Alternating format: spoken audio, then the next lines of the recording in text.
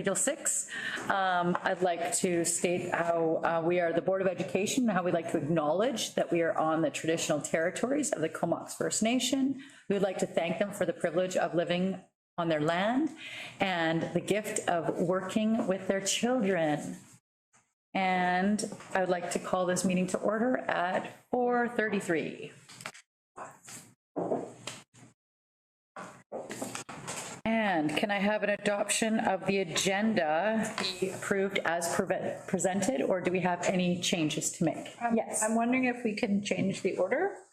Yes. Have the Aspire to Action go first. Do we have anyone with any comments on that? Okay, that sounds fantastic. So we're going to switch item number 2 to item number 1 under presentations and delegations, and the draft budget will go second.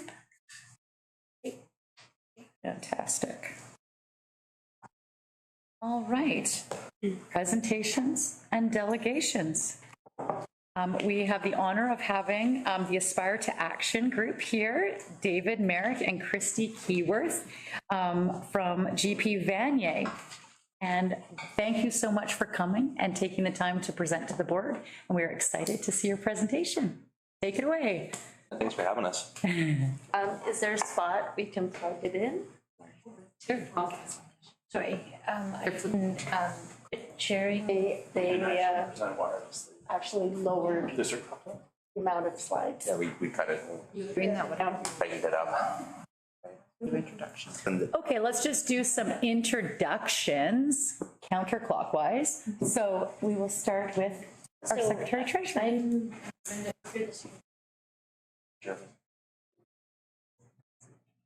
Wonderful. My name's Shannon Aldinger. I'm a trustee. Hi, Sarah Jane Howe, school trustee, Village of Cumberland. Hi, everyone. Welcome. Jay Dixon, Director of Instruction. Denise Anderson, and I'm the interim vice president at the CDTA. Ian Hesselgrave, Director of Operations. Kathy Collins, Acting Director of Finance. Heidi Bell, Senior Executive Assistant to the Acting Superintendent. Joanne Barr, DPAC. Megan Culling, DPAC. Jen Fisher, DPAC. Christy Keyworth, teacher at Vanier. I'm Julie Shields, principal at Vanier. Dave Mayer, teacher. Vivian Collier, director of instruction. Sean Lamoureux, Director of Inclusive Ed. Susan Leslie, Vice Chair, Board Trustee, Town of Comox. And I'm Chelsea McCallakeen, also a trustee on the Board of Education. Jeff Manning, Acting Superintendent. Michelle Waite, trustee and board chairperson, but not chairing. Christy Mason. I'm Daria C. trustee, and I am the chairperson today. So bear with me. How are we doing technically wise? Oh, we're failing miserably. Oh, that's okay. It happens. That's what happens when we decide to change things up, hey, at the last minute. Okay. Sorry, we work in it. It happens. It happens. No kids today? Unfortunately, it's our bursary celebration, and goes to dinner with their family, and then did money later. Yeah, that's awesome. Were a lot of them bursary recipients? Yes. Oh, amazing. Do them, yeah. Yeah? Awesome.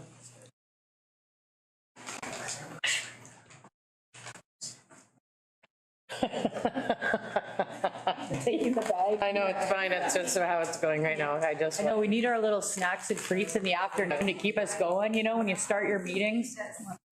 Oh, yeah. Okay. I better get some while we're passing along here.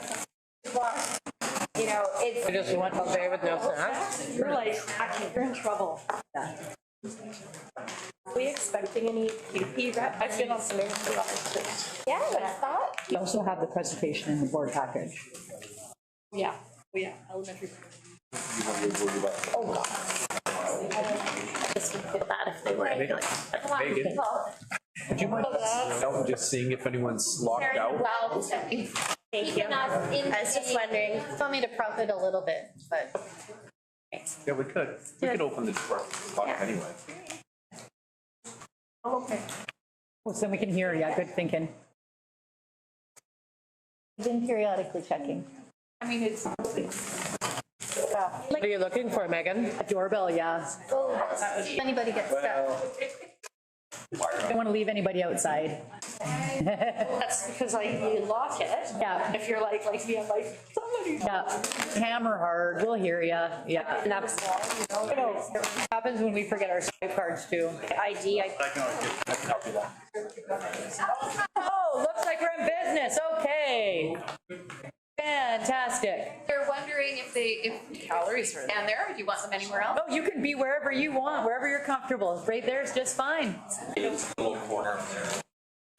I don't know, I need that access. Oh, you dad, is it okay? I'll send her there and just. Maybe you want to stand on the other side so you're not in the sunbeam, because you're like right in it. I can't see you, eh? There you go. There you go. We can do it in the middle if you want. Yeah, you can be wherever you want. Awful. You don't want to be in the fishbowl. Nice with laptops, you can move them around. Oh, yeah, of course. And then I'll just lean over. Yeah, I'm supposed to pass them on. I did help with that. Rounds today, wow, look at you, Miss Potter. Oh, you're dumping. Okay, we're going to start our presentation. Thank you, everyone, for your patience with our technical difficulties. Yeah, thanks for having us. So we introduced ourselves already. I'm Dave. This is Christy? Dan. We're from Aspire Action, which is a full-day semester-long program at GP Venue. And we run it in the second semester and with 4 classes and a whole bunch more, which is in here. Yeah, so I mean, we got together for a department meeting, a social studies department meeting, and it turned out that we were the only 2 people who showed up. So the meeting was encouraged by Julie and some of the admin in terms of collaboration, and we were there and thought, hey, we'll collaborate. And I think the thing we came out of meeting with was the idea of doing a program and connecting kids beyond the classroom to the community.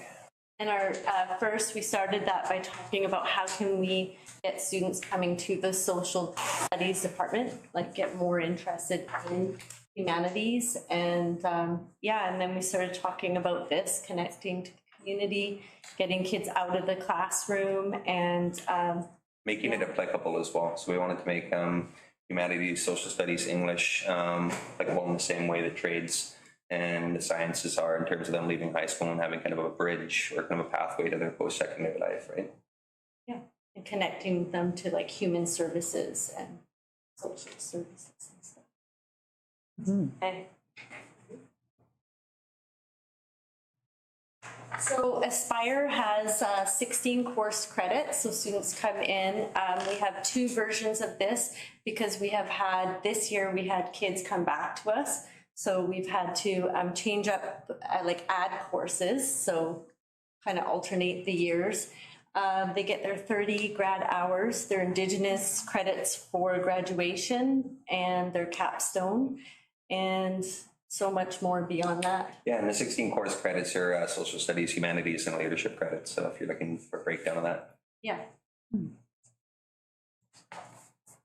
So yeah, I mean, in our program, they're with us all day for the full semester when the weather gets good and we can actually get them to go outside of the classroom, which is like a big bonus. That's why we do it in the second semester. But everything we do is built around creative and critical thinking, around collaboration, and around engaging with things, you know, that they choose. So when they do their service learning, they choose the area that they want to focus on, the organizations that they want to work with.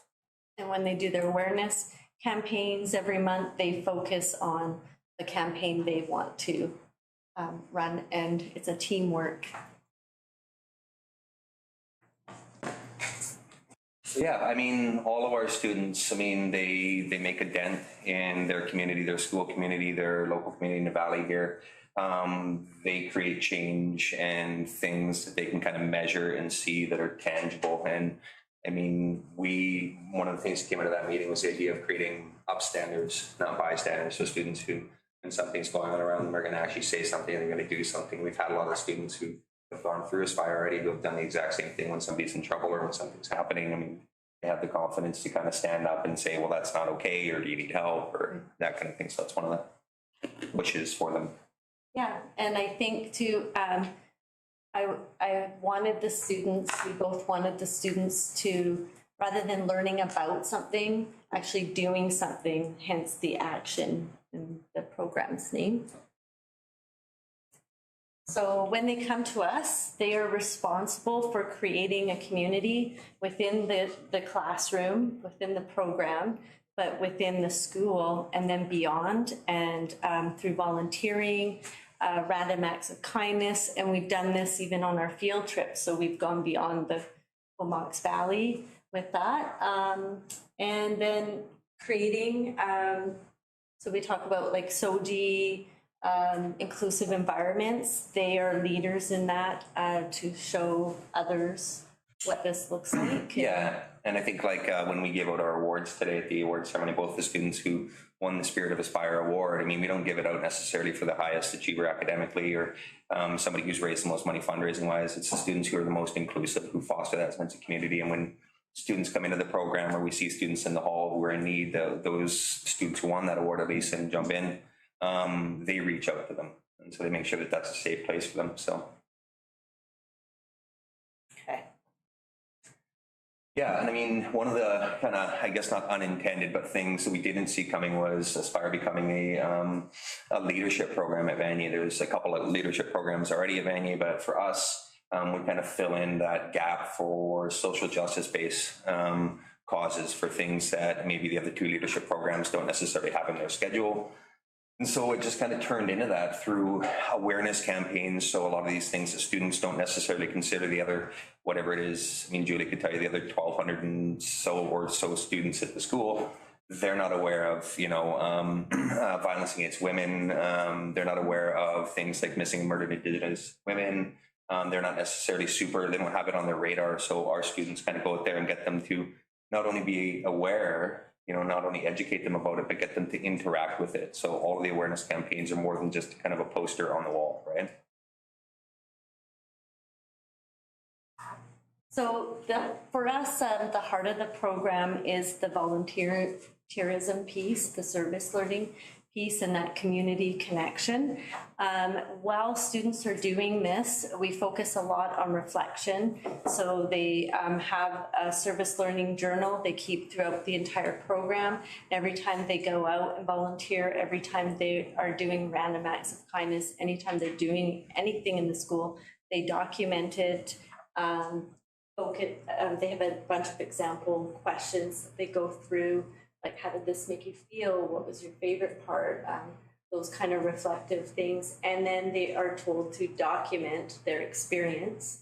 And then what that does is leads into their capstone. So right now our students are working on capstone. They're using the service learning journal to go through to create that end result. Yeah, I mean, there's lots of benefits, right? Getting students to kind of step outside of the classroom. If we're doing in-place learning on one of our field trips to Alert Bay or Vancouver or whatever, the sense of social responsibility, like on a lot of these trips, the kids are coming from a place where they're not aware of things like, you know, harm reduction in the community or outreach or currently unhoused people. They're not necessarily, that's not, you know, at the front of their mind. So getting them out there and seeing it first person is pretty powerful for a lot of them. And yeah, they lead by example. We already talked about that, the idea of being an upstander, but. So we knew if you asked us at the beginning of year one, we could definitely say, yes, Aspire is going to meet educational excellence and community engagement.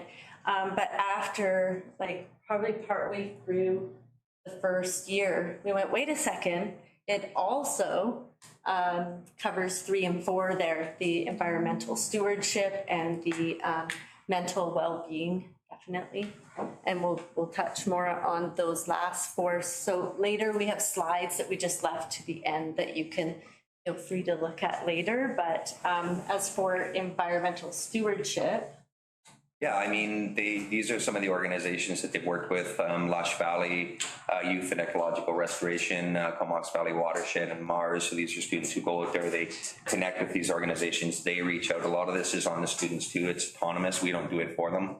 They have to make the email, they have to make the call, they have to connect with the volunteer organizations. So it's kind of like, you know, getting them in line for when they leave high school. But these are organizations they've worked with. And then there's things we've done like the Water Walk, raising money for that. the garbage collection, keeping our grounds clean, that kind of thing. Students organized all of that. And it's super cool seeing a group of teenagers say, today during B block, we're gonna go clean up garbage. We know an area on the school grounds where the garbage is. Yeah, and this one, like, of course, they work with organizations like the Foundry. Red Cross is a program called Beyond the Hurt, and the group that decides to go with this program, they undergo training, and then they go out into schools and educate younger students.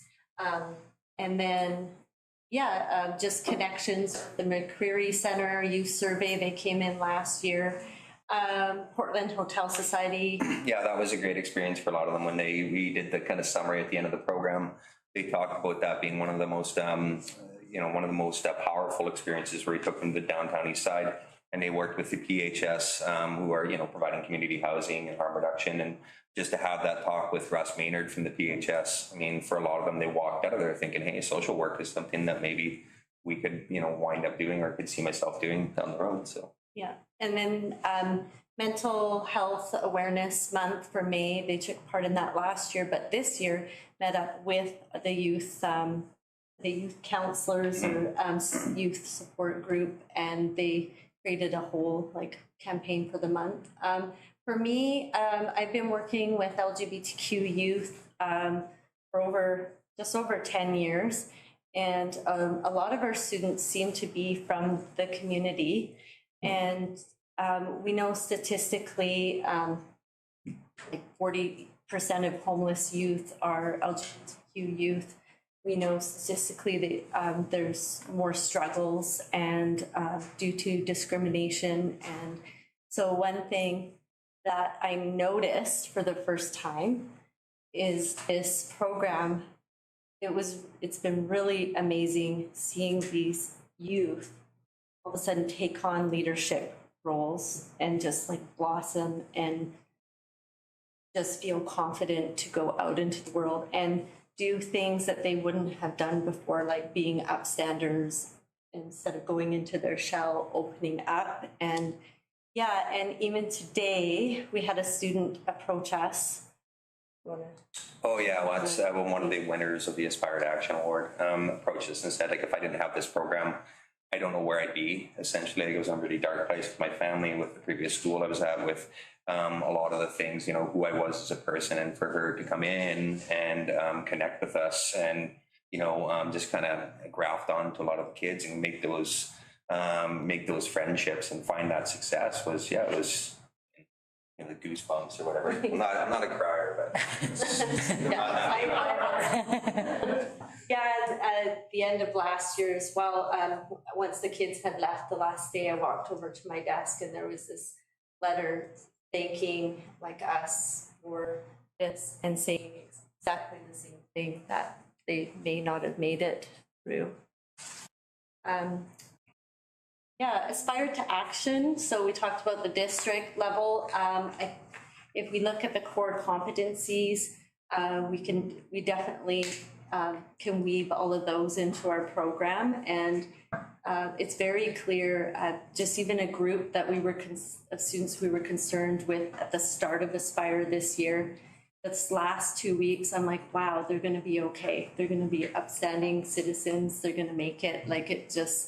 So we were really worried. And now just today having a conversation with their counselors, I'm like, we're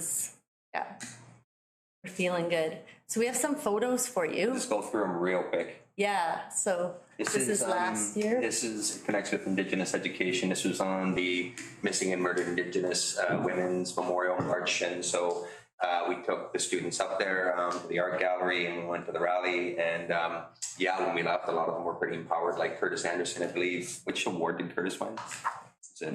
Many. Yeah, so I think he's featured. Is he featured in a story in the paper? Yes. So Curtis is one of our best and brightest, and he really thrived in the program. And for him, that became a semester-long journey. It wasn't just kind of a token thing, like I'm just going to go on this march and make a sign. For Curtis, that became the basis for his capstone. It became the basis for a lot of different things, and for him to explore his identity through it as well. So. We had a guest speaker from North Island College come and speak to the students on Pink Shirt Day last year about inclusion and safe spaces. Yeah, and we had Alex Buckman, who was a Holocaust survivor, so we worked with the VHEC and bring in guest speakers. We weren't able to get one this year because they tend to be older and they tend to have a lot of needs that aren't necessarily compatible with doing a presentation to a bunch of teenagers, but brought in a recipe for cake and all the students brought home this orange cake recipe, and then we got one of a lot of really dry cake. They all started making a cake, and then they brought in a cake and we're, oh, yeah, so I mean, this is all the volunteers and the things they sign up for, just create these awareness campaigns. Water, yeah, we did this water walk. Part of it was linking to potable drinking water in Indigenous communities, and we watched like Autumn Peltier's documentary, and they wrote letters to Trudeau and to their MLA. MLA, Yeah. I know, but some addressed them right to Trudeau. We took them on this water walk, and so that was the thing, the goal, but then all of a sudden I started seeing like this kid that it took a while for this one student to even enter the classroom, like the anxiety this kid had. But on this particular field trip, I couldn't believe what a different, he was a different human. Like I couldn't believe it. Amazing. Yeah, we took them up to Alert Bay, connected with North Island Secondary School and the leadership program up there, which was really cool, and the old St. Michael's, and had the conversation with a couple of knowledge keepers up there. And then that's more Vancouver. The one in the middle is, I mean, that's at the Portland or the VHEC, and the one in the middle is these students, and this is the idea of being upstanders, is there was a group of ladies, or a couple of ladies who were looking for a missing son who had disappeared in downtown East Side, and they're making all these posters and everything like that. And so Charlotte on the right and then Haley on the left just kind of saw them making these posters, and like, hey, do you want any help? And they just kind of sat down and helped them. And it was the idea of like, they had all these posters to make, and they said, well, you got committee to do on your own, so we're going to help you do it, right? And so seeing that in need, and I don't know that those two kids would have done that at the beginning of the program, but there's kind of that strength in community when they all work together, they kind of made each other stronger. So Victoria did a historical tour there and connected with Victoria Pride Society, and they helped set everything up for, we couldn't stay for the dance, we had to come back to the Comox Valley, but just the idea of that volunteerism with organizations in other cities. And then we also went up to the Transgender Archives up at UVic, and some students that were at UVic this year, they were able to connect with people there and make connections this year while they attended UVic. yeah, and it's just some examples of the awareness. One in the middle is the interactive part of it, right? So again, getting students in the school community to interact and, you know, pick out the shirt that represents your experience with violence and your experience with harassment, and then pinning it up. And we were seeing students even beyond the ones you would expect. I mean, it was an enormous success. It was pretty educational. Yeah, and the other one is connecting with international students as well, and creating an international display. This was, I mean, we'll just talk about this for like 2 seconds here, but this was the last day we booked the outdoor classroom that they had built at Venue there, and we had a very safe fire there with the propane ring. So no, yeah, it was safe, right? So yeah, but I mean, we lined them all up. We had them. I mean, it was kind of cheesy, but it worked because they wrote something on a piece of paper, and they're never going to be in that place at that time with those people again, and they can never say those words the same way. And so they started feeding the little pieces of paper into the fire, and then then they all started, you know, getting emotional and crying, and they just talked about how much confidence they had gotten from the program, and how it had changed their direction in some cases. And I mean, there were students there who didn't say a peep. We thought that they hated the program, and then at the end, it turned out that it had transformed them in so many ways, right? I think it was at that point that we're like, whoa, this is like a truly transformative program. Next year, we'll take the picture before we go outside, so there's not so many kids with like, you know, tear stains on their This is just a few pictures from this year when we went to Vancouver. we'll just go through them quickly. That's Vancouver. We went to the Chinese Canadian Museum, learned a bit of history of the discrimination of Asian peoples in British Columbia. Yeah, and there was, I mean, we went on a couple of different tours with, I think they call it the quote unquote really gay tour. And so we went on this tour with them and saw a bunch of landmarks and learned about the community in Vancouver until we got swamped by a rainstorm. But it was pretty good up until that point, so. This is just an example of students from the Red Cross Beyond the Hurt program in elementary schools, sharing like anti-bullying and more awareness campaigns here. This year, this is just to highlight that this group picked very different awareness campaigns compared to last year, such as Refugee Rights Day, Lesbian Pride Month, Oh, National Accessibility Week, that one was pretty phenomenal as well. Oh, this is our way to Tofino, Cathedral Grove. Yeah, and working with each other on the beach, doing some games, doing some activities and stuff like that to make themselves closer. I mean, that's a sense of community that's going to enable them to be those upstanders and strength in numbers kind of thing. And then working with the Nachalnath people up there and learning about how to be traditional in a modern world, which is something that we connect back to English First Peoples. We did a number of different units, thematic assignments and stuff like that connected to it. So to see it there and then to bring it back to Vanier and work with it there is kind of the thing, one of the things we designed the program for. Same thing there, Roy and Henry Vickers, we went in there and they had an assignment to do with it. So it's learning in place, it's being out there. And there's way more engagement. I could have gone through a slideshow with a bunch of this amazing art, but it wouldn't have connected them the way it did being in the gallery itself, right? Smelling the cedar and seeing it and being, you know, seeing these things that are from the West Coast right there in front of them, right? Yeah, and there's a field school here, and a lot of them, again, it's the mind-blowing moment where they go to Tofino, you know, they all race to sign up for the trip because who doesn't like going to Tofino? It's amazing. But they don't realize the ecological footprint. So when they find out that there's like whatever 1.1 million tourists, they're like, holy moly, that, I mean, what does that do to that place, right? So they all walked away from that with a better sense of what that means, right? We have a really, I mean, this is the student testimony. I know we couldn't get some of ours to come here today because it's Bursary Key Day. And so it's just kind of an unlucky coincidence. They wanted to be here. They've spoken to the PAC before and given this presentation with us. But one of these is Theo, who's gone on to UVic. He was the recipient of the Christopher Klein Beekman Award last year, largely through the work that he did with Pride at Vanier. So we'll just play a little bit of this if it works. I'm not sure the audio is going to work, Josh. Oh. My name is Theo Bidden, and I am a sociology major who was lucky enough to be the first year of the Aspire Action Program. The Aspire program impacted me greatly on not only an educational level, but also personally, having the opportunity to participate in a program. This is not something everyone can experience. The courses that are taught are unique and teach students things that can be applied to their own individual lives.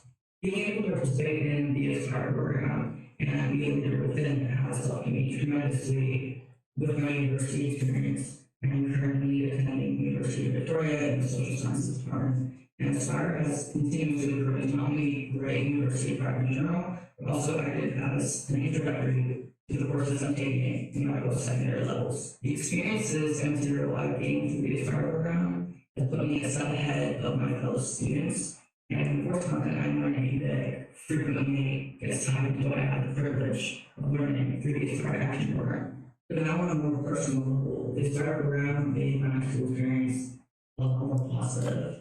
In the program, I developed an amazing social network I wouldn't gain otherwise, and that's not only including other students at Vanier, but also faculty, staff, local businesses, and volunteer organizations, and so much more.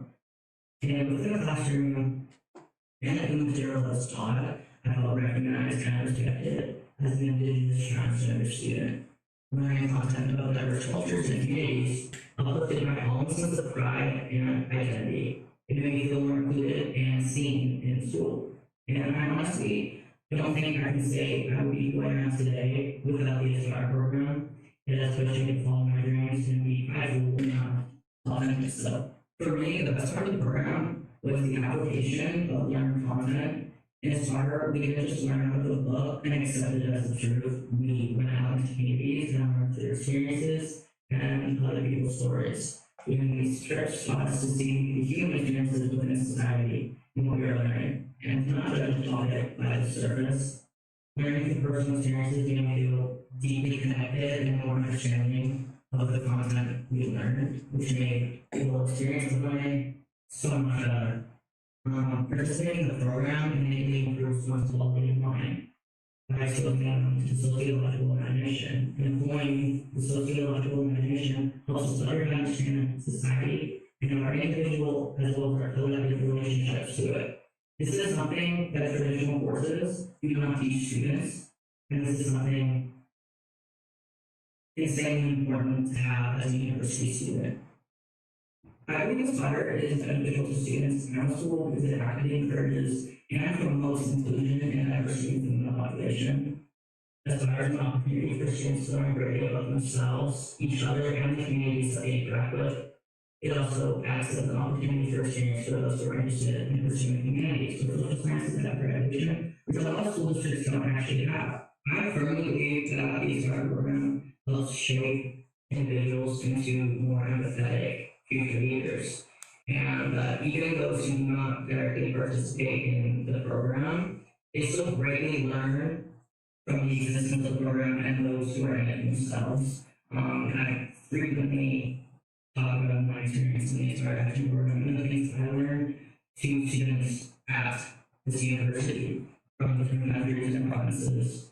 So the existence of this Aspire program and the things I learned is getting passed on to other individuals that didn't have the opportunity to participate in it. There's a lot of amazing things that can come out of having this sort of action listed out of Vanier, but I think since there's not a lot of public schools promoting the same oriented programs, it makes not only Vanier alumni, but also the school itself known as a game changer throughout the provincial education system.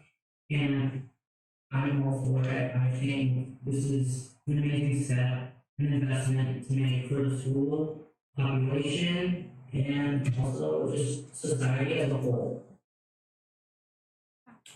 Can I clap? Yeah.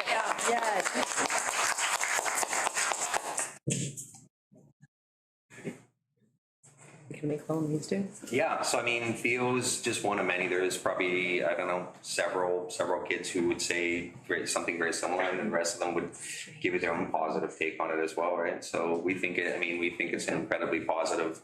Like Theo, you borrow that word for Vanier and for the district as well. So after almost 2 years now, we definitely have met our original goals. So that's what you see there. But the unexpected changes for us, we didn't really know it was going to become a leadership program, and here we are.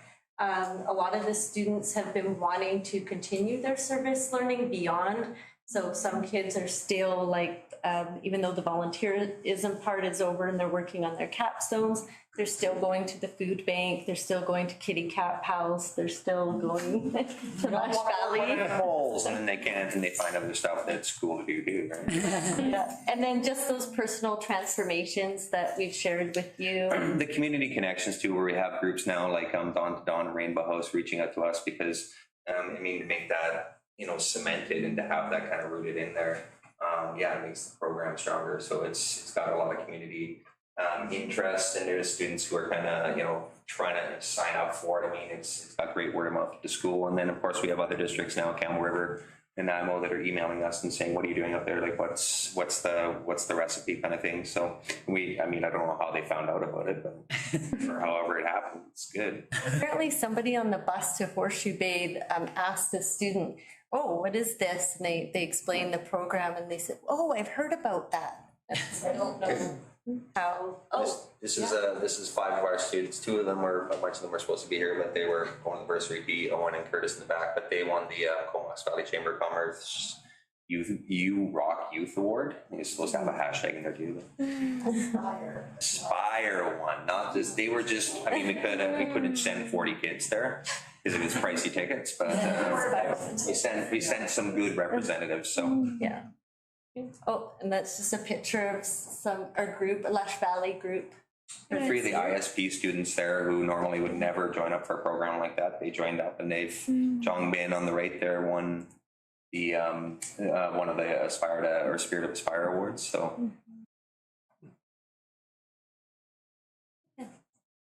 Fantastic. Yeah, any questions? Questions? I do. Okay. Look at all of us. I know, I'm gonna start my list. Yeah. I'm gonna go with Susan and then. Okay. Okay. Amazing. Wonderful. My questions are around building capacity for this kind of amazing work at your school. Being as I really believe that this is the work of our young people, and that this is what school is all about. In the work that you're doing, do you feel that there is room for capacity building in terms of all humanity programs? I mean, in terms of project-based, inquiry-based, community interaction, links to community. Is it just your group of kids, or are other classes thinking about learning in this way? Sorry, Judy? That's right. If you could start and I can finish. One of the strengths of Banny being the large building that we are, we can capitalize on passion. And this came out of 2 teachers who were so inspired to change what was going on that they moved classrooms a year before the program even got off the ground so that they could plan it and be together and teach it together. It's one of the few classrooms that has the glass wall open between the 2 classrooms. So the other programs, there is environmental social sciences. That happens because David Benton and Andrew Young love their subject and love teaching together. So our school is blessed with passionate teachers, passionate students, and they find the kids. And part of Aspire and part of Aspire being here is generating that interest, that recognition, the same way Explore does, and to really have a draw. So yes, and to build on that. These are all part of our school goals. They'll tell you that they get asked that question many, many, many times in staff meetings. What are we doing to meet district and school goals? And it's all part of the passion of our staff and students. So there's a dollar funding component to this? Yes. Like there is in Explore? And there is a small course fee for this that doesn't begin to cover it. They do fundraising. They also do apply for grants, and I also sponsor it as well out of some of my budgets. Last question. Oh, hey, Susan. All right, fine. I know, right? I'm just looking at the time. One of my questions was similar, was about barriers, and you've answered part of the barrier question. Mine came financial. Try to make it very clear that if they can't afford it, we will find a way. And this sounds amazing, and thank you for being part of the group that created and is living it with the students. And I'm going to go back to the barriers. What do you see now that it's getting legs? It feels like it's getting legs. You've done a year or 2. What are some of the barriers that you can see for students being involved, and what are some of the solutions that you can see for those barriers? Or are there, if there are barriers? Well, I mean, probably one of the barriers, I don't even know if it's a barrier, but it's more of like a lack of opportunity, because if we see it as a district program, we know just from some of our allies at ISFAL and at Highland that there are students who are like Clayson, like John Ben, and like so many of them that would benefit from that program. And I mean, that's, I mean, a huge swath of grade 11 and 12 students who, you know, who might have the creativity and might have the passion and might have the commitment to do something and to go through that journey of transformation, who can't quite access it. We've had students kind of inquire about it, like, how do I get there? But because of the cross-boundary thing, and I don't, it's above my pay grade. I don't necessarily know how that works, but I mean, that's a barrier, because if we have 5 or 6 kids at Highland who are like, oh my God, I really want to do this thing, and then they can't come over because there's not officially a course they can select, that would be a barrier, I would say. I mean, ultimately, we have to draw a lot of students to get this thing, but I mean, the barrier in terms of opportunity is what I would call it. Financial would be one. Yeah. So making sure that that's removed out of them. But course-wise, they cover the senior socials and senior English. So then it's about committing the rest of their schedule to those courses. Like I just said, Vanier has amazing classes, so then they have to give up something to take this for a full semester. But some of them have taken it, as they've said, for 2 years in a row. So they are that committed to the social sciences and the program. Shannon. I've some really quick questions. I'm curious about number of students per term, and if there's an if there are more students interested than can be accommodated in the program, and therefore you have an application process. And then I also have one question that's maybe harder to answer, and it's more about, you'd mentioned that there are a lot of LGBTQ plus students who are attracted to the program.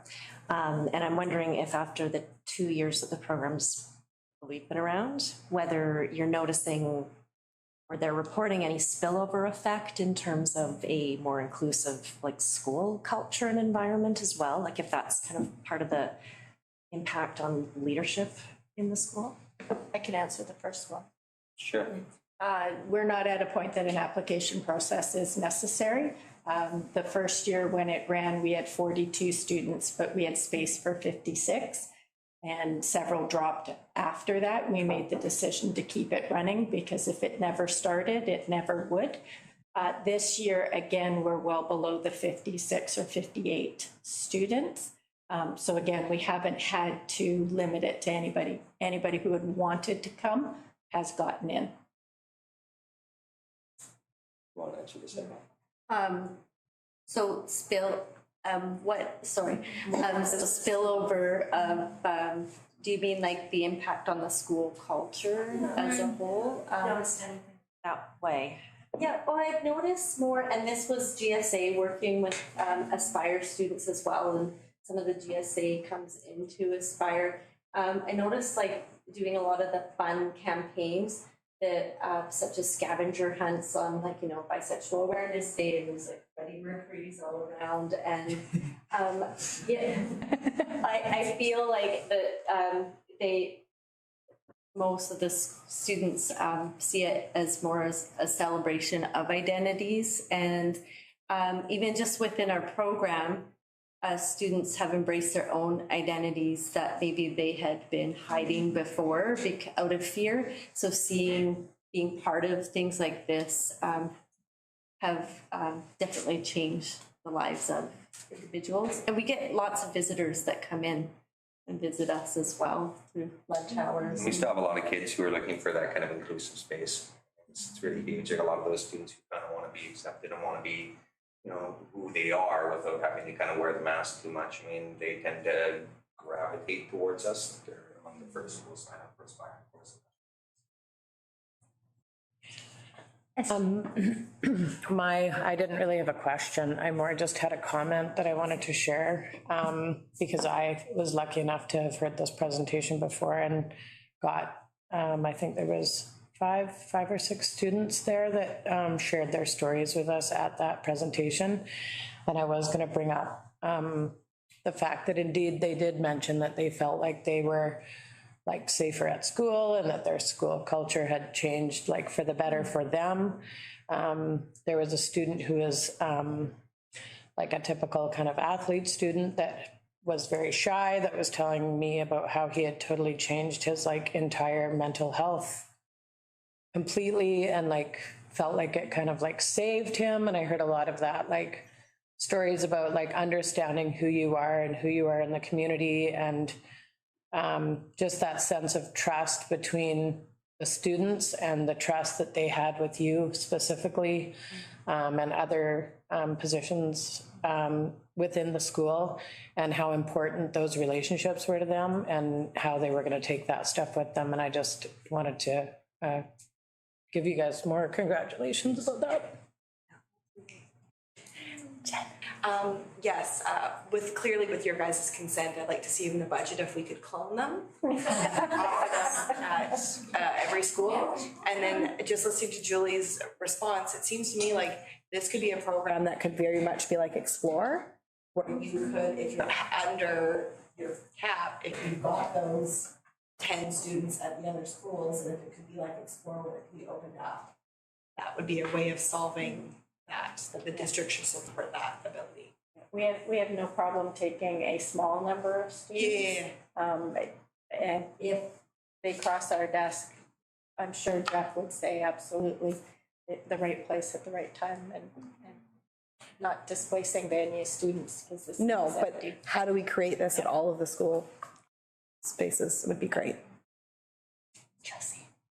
I think I was just gonna say that I recall programs even when I was growing up and at Vanier that I feel were very sort of, like the leadership program when I was there I felt that we were built up to be sort of in this pedestal of almost, learning how you could be a hero in your community. And I'm not saying there was a problem with that, but it took a certain amount of confidence to even walk through the door. And I appreciate that from what I've gotten, the culture of what you're doing, of taking that you already are a bystander and all you have to do is, feel safe to be an upstander, and is not such a grandiose change of your state of being, and that I think that in itself reaches far more people than some of the programs I recall, those many years ago when I was in my studies. So I'm really heartwarmed by seeing how safe a space you're creating, and I hope it does just grow. Yeah, we'd love to grow it. Stretch. I have a couple of questions. Two, one of them is wondering what's next. Are you looking at, packaging this program to be able to share, whether that's within our district or with other schools in other areas? And then the next question is there anything we can do? What can we do to help, or is there an ask with you coming here, or is it just awareness to share what you are doing? Because in this day and age, it's really heartwarming to know that you're making those spaces, because for families that struggle, it's nice to know that there's those spaces. And while there's a lot of kids that have already gone through and aren't going to get this opportunity, if we can keep creating more opportunities for more of the children that are coming up, it's just going to, give a different dynamic to your school as well with the inclusivity of it. So just wondering these questions. Yeah, I guess I can field some of that. Like, I think the next thing for us would be trying to spread it in district to these other schools, trying to get the word out there at Isbald and Highlands.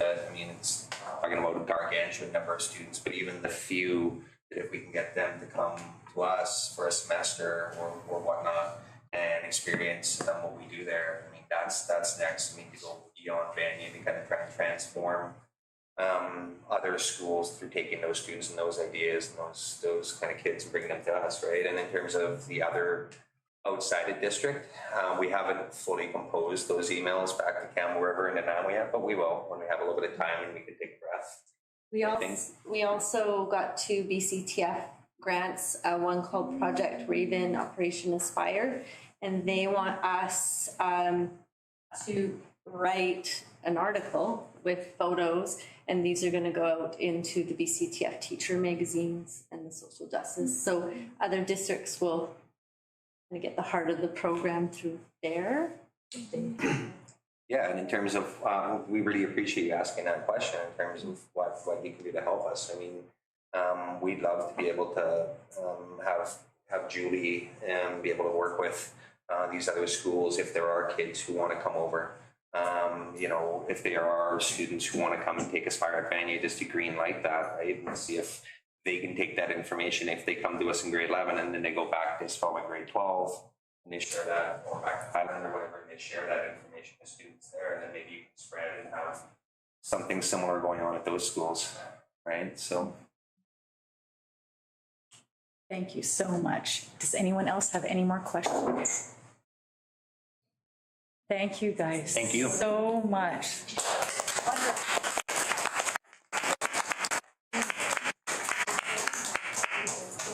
Oh, I know.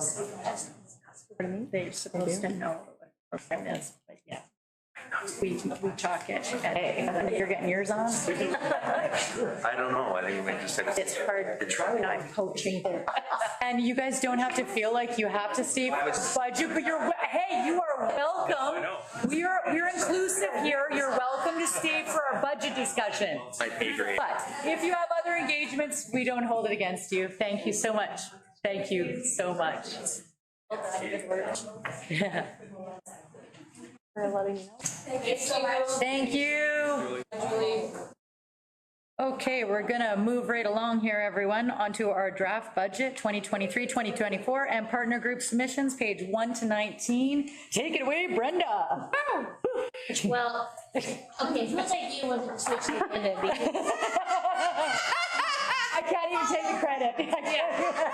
that's an impossible act.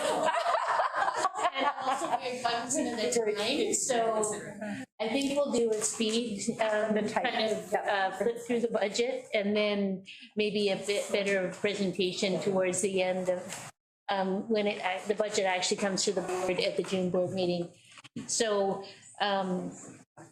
in your doc package, starting on page,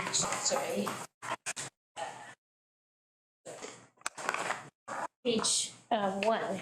Yeah, we're 1 to 19. Yeah, 1 to 19 is the actual draft budget document template. So the budget is prepared based on our ministry mandates for accountability and transparency. The budget really is a tool that helps balance all those competing interests that with student achievement and the strategic plan and the pillars of the strategic plan.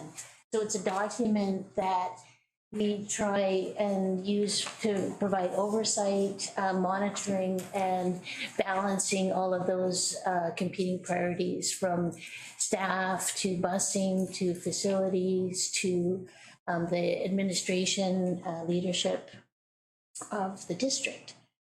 So, and, you know, it's really necessary to have that strong financial oversight and make sure we have the connections into the strategic plan with keeping the students at the center of, you know, how we allocate our resources. So making sure that the students come first and we're responsive to the community. So that was what the budget consultations were about, and making sure that we, you know, include all of our rights holders and stakeholders and partner groups in the development of the budget, because, you know, the board really wants to be responsive to that and make sure that we're consulting and that it's a collective responsibility. So again, we make sure that it's connected in with the ministry guidelines around student achievement and also the board strategic plan. And so, and you know, the governance is a key piece of that, making sure that the board gathers the information about allocating resources wisely and making sure that we're serving our students in the best way that we can, openly and transparently. So in your budget document, really the key piece of the document starts on page 7. I'll skip over the statements and just go to the operating schedules. And so we had 2 previous budget consultation meetings. We gathered input from the partner group, so we've tried to incorporate that in as much as possible. When you came in, there was also an updated document, the revised cost pressure document that showed the revised revenue and expenses. Things have changed a little bit since then, and the budget is still not quite finished because we're still getting input from the Ministry of Education on our capital, so the Schedule 4. But the operating should be fairly similar to what you've seen on the cost pressure document. You'll notice that on the revised cost pressure document, the net expense was $375,929. On the budget document that's in your package, you can see that this slide still shows 325,666, but on your document is 327,454, and that might change a little bit as well. You mentioned these are the cost pressure documents? Yes. These are the additional ones that you were given that she's referring to. Yeah. So the budget is constantly evolving, and so we've seen some additional grants that have come and some additional cost pressure on staffing and department needs, et cetera, and also the partner group input. So we're trying to incorporate that into all of it, but when the next time you see the document, it will be fully finalized, and it will be at the June board meeting. And this is the preliminary budget, but we're trying to have it up to date as possible. We could have gone with the first version, but because we always have the amended budget process to make adjustments, but we might as well make adjustments before we finalize it. So overall, you can see on page 7 in your package that the ministry provincial grants are 115,475,848, and then we have the other of 217,000. So those add together with that 115,694,636. Then we have other revenue, which is detailed a bit better on page 8 of your package, totaling 4,242,275. And then we're currently projecting to use a small amount of reserves to balance the budget, just slightly over 300,000. So between 325 and 330,000 will be likely necessary to balance this year's preliminary annual budget. So predominantly, you can see from the slide that the majority of our revenue comes from provincial grants.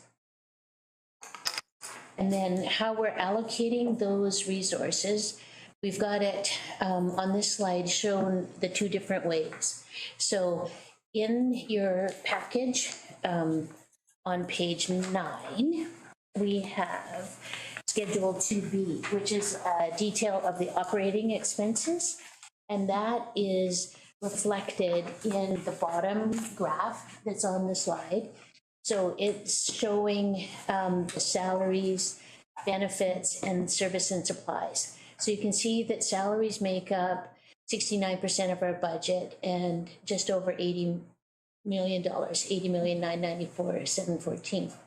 The benefits attached with those salaries are just under $20 million.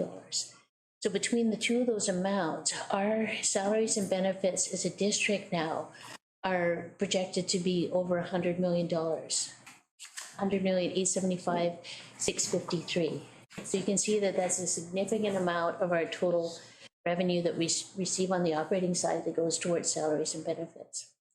And then additionally, we have 16,515,924 as service and supplies.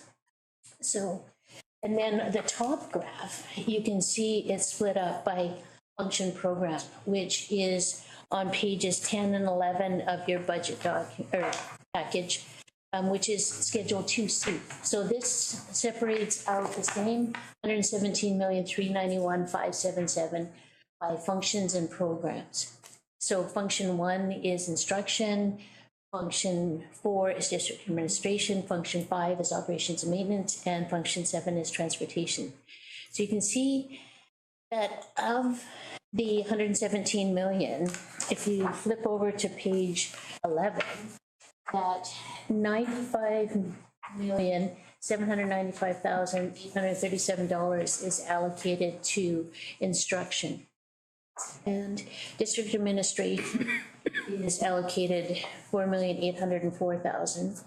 And operations and maintenance is allocated just over 14 million.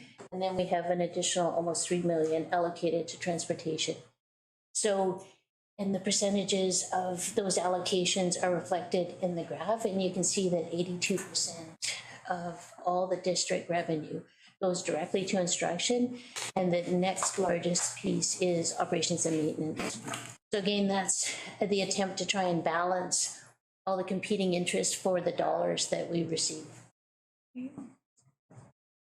And then the next pages are special purpose funds. So page 12, 13, 14, and 15 are the special purpose funds, which we budget to receive the special purpose funds and then fully spend special purpose funds. So for the 23-24 year, our special purpose funds are 18,175,751. So it's a significant amount, and it is of course increased quite a bit this year by the new Feeding Futures Fund, which is at 1.14 million. So that's an increase in the overall special purpose funds that we've received. And then lastly is the Schedule 4, which is the capital. And this schedule is going to change a bit before the final version comes to the June board meeting. So that was a quick overview. We included in this budget is the cost pressures that are on the revised document. So we haven't still included the transfer to local capital of 440,000, as well as the other cost pressures that are identified on this document are all included in the actual budget document that you see. So that was a quick kind of overview. If there's any questions regarding, and I can loop back to any piece of my speed presentation.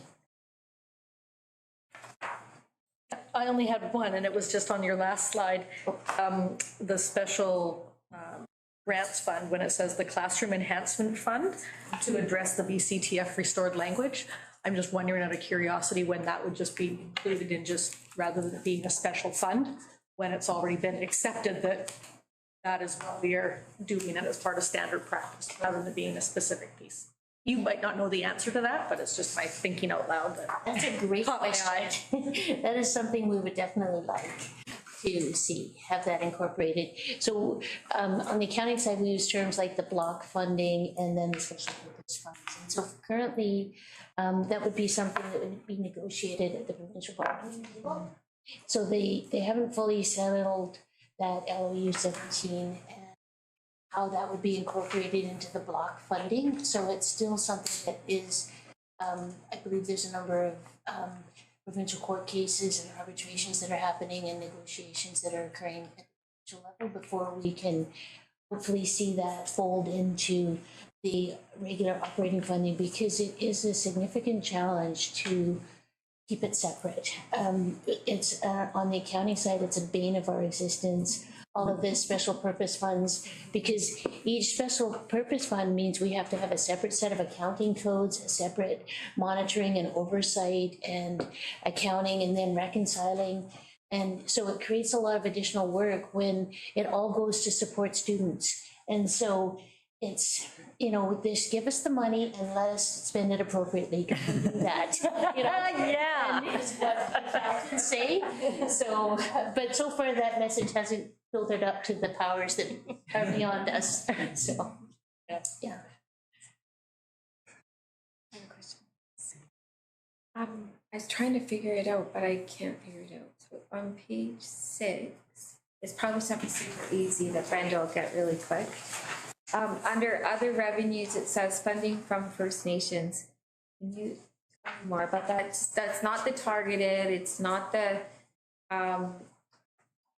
DISC funding coming from federal government, because it's not enough, but I just couldn't figure out what it was. It's 176,525. Yes. So on, so we receive funding from the federal government under the local education agreement, So what we do as a province is you can see that that's in brackets, so that means that they're taking that off of the block funding. And then you can see that it gets added back in directly from the First Nation, farther down in other revenue. So it's funding we receive federally, and that's how we account for it provincially, is it goes through the provincial ministry to the district, and then it comes off and it gets funded directly from the First Nation. So Kathy does a lot of work with the local Comox Nation to reconcile the number of students we have and the funding, and they invoice us. We invoice them, sorry, for that funding. So this is from your invoices from the nations? We invoice the nation for the number of FTEs based on the nominal role on a rate. Right, I got all that. And so this is the money that they're giving you that comes from federal? Because they're funded through DISC, so it's gonna come directly to them. Is that what that is? And the ministry adjusts for it on our summary document that I don't have in this package, but the main funding reconciliation document that we received from the ministry. And this isn't the whole amount per student, isn't it?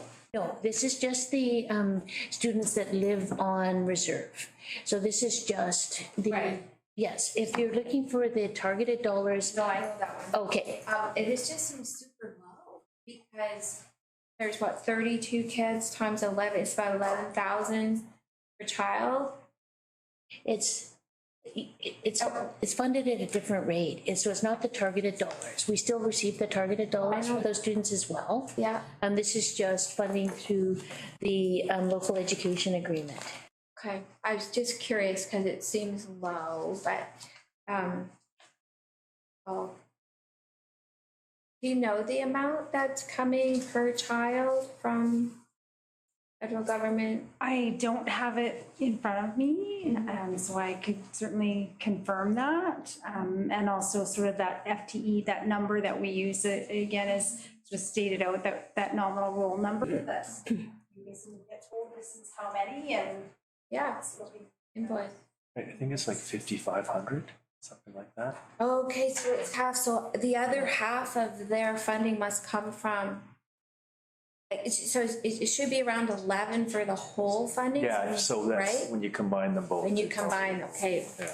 And so the other half is coming out of, got it? And this is where the ministry reconciles that. So overall, the funding is 120 million. They take off the 176, and then that takes us down to the 111,965,000. I don't think. Okay, Joe, you won. We don't have that. No, the former package, so I just was showing it. So and tell, what, you can't read it? Yeah. Yeah. So, but yeah, it's an adjustment, and so that funding comes from the Indigenous Services Canada. Thank you. Yeah. Could you talk about the anti-racism grant and the equity scan grant? They're on page 8, under provincial grants. So the anti-racism grant is a mistake. The minister just sent me an email just before the meeting today that was a one-time grant and it shouldn't actually be included. So ignore that. It'll be gone when the revised document comes to the June board meeting. And the equity scan grant is a grant that we received to help facilitate the equity scan, and so that's funding that we've received for 3 years. And it's a small amount to towards that. Is it always that? Well, it's the equity scan is a ministry initiative that they were funding through these small grants to help districts do that work, initiate the work, and so It's a grant, but it's also in our operating grant envelope. So it's in the block envelope, not a special purpose grant. So this is where it sometimes gets confusing because there's all these little grants that we get that we still have to account for separately. And then we have some special purpose grants and, I'm not explaining it very well. No, it's almost like they make it confusing on purpose. Yeah. Almost like they just gave you the money? Exactly, show me the money. Yeah. Yes. Any other questions?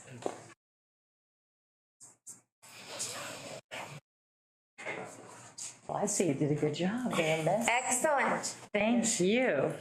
So I know we're over time. It was a great slide. Oh, it was Yes, awesome. I love and I the can slideshow. show it Those are great. again at the June board meeting if we have time, and we'll also post it on the website. So we'll have the slide presentation up. And our meeting said we went to 6, so we went over. Oh, well then why? No. Great. I was gonna wind up again. So. Do we have any questions online, Josh, or is there anybody? No, okay. Just thought I'd better check. All right. Yes, no. Had one. Yes, please, go ahead. I think you've already answered it, but in the last time we were having our meetings, we were in a deficit, but now we are not. We're using our money to bring that up, correct? We are still in a deficit. So we are utilizing, if we refer back to page. We're all about to get out of here. That question. Go back to this one, because that's got them updated. Yeah, I must have this one flown by it a little too fast. So if you look at page 7 on your, and then also on the cost pressure document that we have. Yeah, you can see that overall we have total revenue of 119,935,123. Our expenses are 117,391,577, but which leaves a net revenue of 2,543,546. But if you can see down on the last 3 lines, we've got the tangible capital assets purchased and the local capital, and those are 2 amounts add up to 2,871,000. Those are the transfers from operating dollars that we have to purchase things like computers, vehicles, do projects like the outdoor classroom or upgrading the bleachers at a school or something like that. And so those are the tangible capital assets purchased from operating dollars, as well as the transfers that the board authorizes for making sure we have money for portables or computers, etc. So a number of years ago, the board passed a motion to do an annual transfer from operating to local capital of $1,960,000 every year, and so that's included in that. But in addition, we've got the cost pressure increases that are identified on the bottom of that document, which add up to $440,000. And another item that's included in that is some additional money for modulars and also to do some tools around data collection. So that's what makes up the total amount of transfer to local capital of $2,600,000. And so when you take the net revenue of 2.5 million and you add the additional subtraction of 2,871,000, that leaves a deficit of 327,454. So what this budget is projecting is to take that out of our reserve, which was 6.7 million at the end of 2022, and apply it to balance this budget. So we are looking to add some money from the surplus in order to balance these numbers that are in front of us.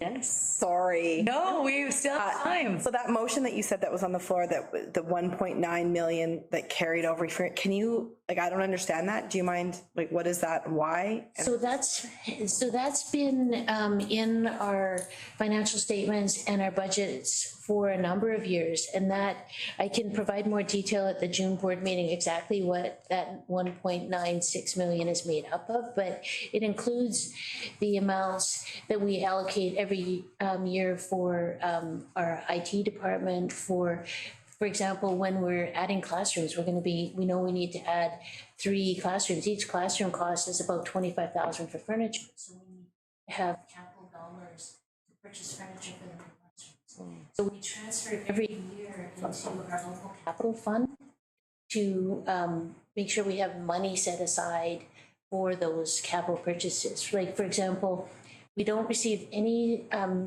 different money from the ministry to fund portables or to fund our fleet vehicles in facilities or to buy computers. So we have to set aside money out of the operating dollars in order to do that, because they're technically capital purchases that we have to account for that way. So, and I'd have to dig out the original motion that there was, and then it was reflected in our financial statement. So I can generate that information for the June, exactly what that's made up of. And then these 3 items that are on the bottom of your cost pressure document are in addition to what we're projecting for the regular transfer. What year was the motion? So that was a number of years ago. That was prior to my coming to the district. I think it was back in 2017 or 18. It was quite a while ago that the board has an annual transfer to local that they budget for. So it was quite a number of years ago. I think 2017 perhaps. And we've just continued that in our accounting process every year. And we reflect that in our financial statements, in the notes of the financial statements, as well as in the budget documents every year. Any more questions for Brenda? Thank you so much, Brenda. That was fantastic. And I must say, I really like your presentation with all the little dudes and stuff and moving. I mean, they're really coming along. Yeah, they're really coming along.